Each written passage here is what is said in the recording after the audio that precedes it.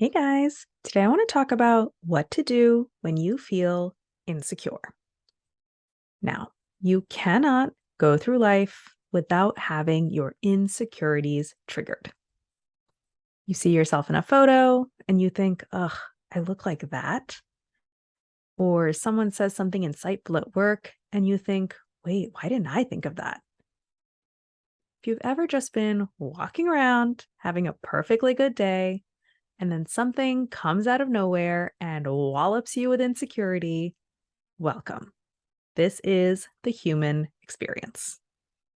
And when you find yourself in this situation, let me tell you 3 things that your brain is going to want to do, which are often unhelpful, and then 3 suggestions for what you can do instead. Your brain is going to want to make this into an overall me problem and then either avoid the problem or start urgently, frantically problem solving. And this is not an effective way to address an insecurity or solve a problem. Instead, I suggest that you choose from one of these 3 options. Option 1, agree that something needs to change and treat this as a process problem, not as a me problem.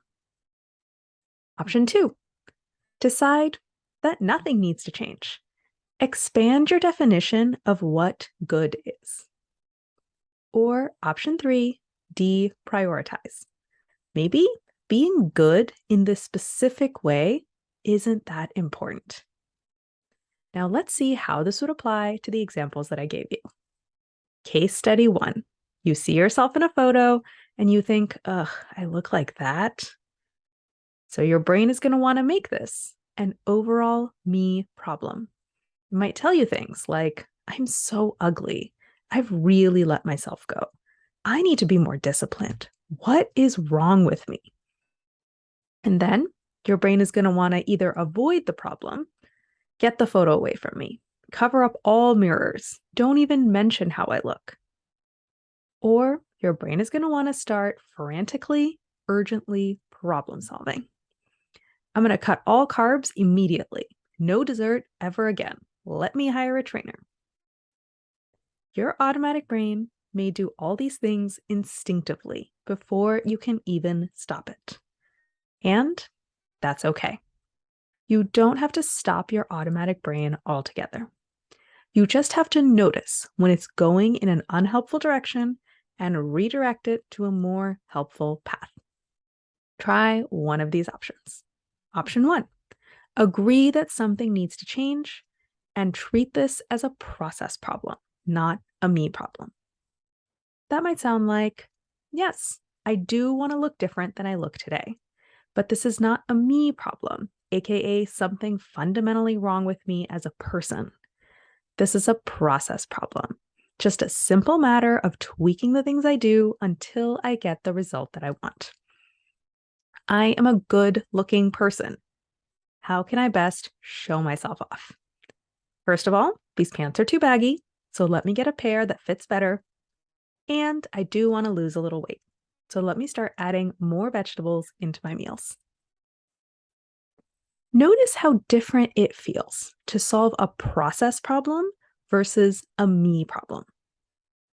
When something is a me problem, it feels urgent and shameful.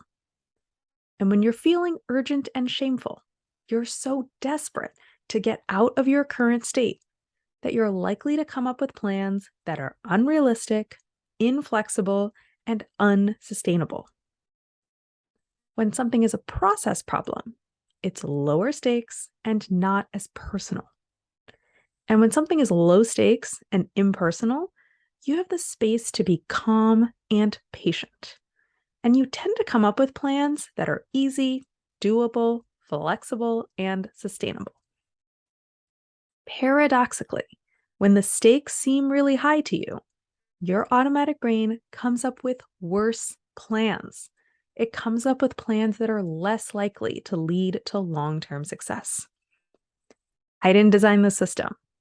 If there was a team of developers working on Automatic Human Brain 2.0, I would send them a note that said, "This system overheats and crashes at critical moments. Can you please fix this bug?" Unfortunately, Brain 2.0 is not coming out anytime in our lifetimes. So I'm just here to tell you how to work with the system that you've got. Now let's look at option 2. Decide that nothing needs to change and expand your definition of what good is. This might sound like, you know what? My assessment that I look bad in this picture is wrong. My brain is automatically comparing me to the airbrushed photos that I see in the media. But that's a totally unrealistic standard. Even the people in those photos don't actually look like that. So it's not that I look bad. It's that my default definition of looking good in a photo is way too narrow, and I need to change it. So let me unfollow the Instagram accounts that make me feel insecure and follow more accounts that show realistic and varied depictions of what people look like. I can train my brain to internalize a new definition. Or option 3, deprioritize. Maybe being good in this specific way isn't that important. This might sound like, yes, I don't like how I look in this photo. But guess what? Looking good in photos is not my number one priority. Because how I look in a photo has nothing to do with my worth, my beauty, my lovability, or anything else about me. It's just a photo. It's just a single flattened snapshot of one moment in time. Who cares? Let's move on and focus on other things. Now let's look at case study number 2. Someone says something insightful at work, and you think, why didn't I think of that? Now, again, your brain will want to make this into an overall me problem. I'm totally unqualified for this job. Why did they hire me? It's only a matter of time before they find out I'm a fraud. And then your brain will want to either avoid the problem. I don't want to hear anything else this person has to say. They're probably wrong anyway. Or it'll start frantically, urgently problem solving. I need to catch up ASAP. Let me work more hours, read more documents, and do everything I can think of. Again, pause. This is not going to help you feel better or improve how you're doing your job. So try one of these options instead. Option 1, agree that something needs to change and treat it as a process problem, not a me problem. This could sound like, yeah, it is weird that I didn't think of that first. How did I miss it? What do I need to adjust about my daily processes, the data I'm looking at, and my overall approach so that I don't miss something like this next time? I know I'm a good strategist and a good leader. So how can I incorporate this learning? Or option 2, decide that nothing needs to change. Expand your definition of what good is. This could sound like, I don't think anything has gone wrong here. I've been spending my time on higher priority issues. I didn't spend any time thinking about this, and that was the right decision. And now, this person has given me a great insight and starting point. So let me not get precious about intellectual ownership and who came up with what ideas. Being a good leader isn't about being the smartest person in the room.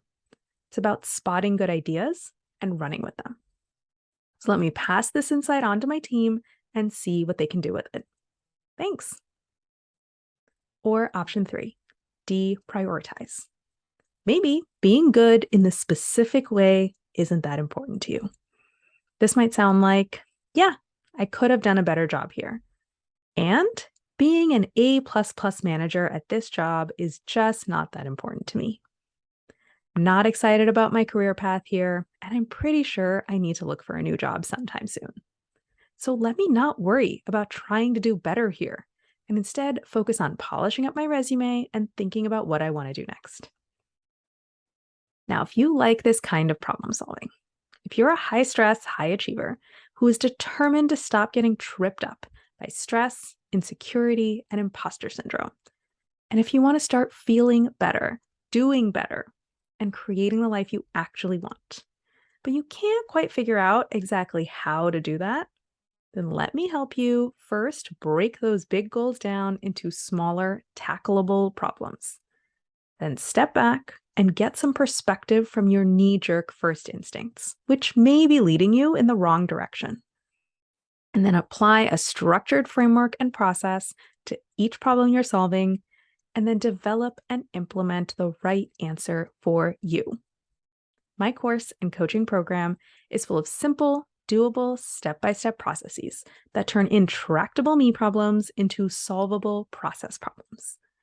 Also has plenty of case studies, so you can see how these processes apply in lots of different contexts.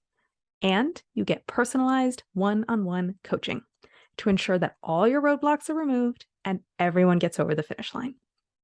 If this sounds like exactly what you want, then join the waitlist for my 2023 course and coaching program. It's called From Imposter to I Got This, High Stress, High Achievers Step-by-Step Guide to eliminate work stress and imposter syndrome, get clear and get moving on their next career step, and create a life they love living. Go to the link above and join the waitlist.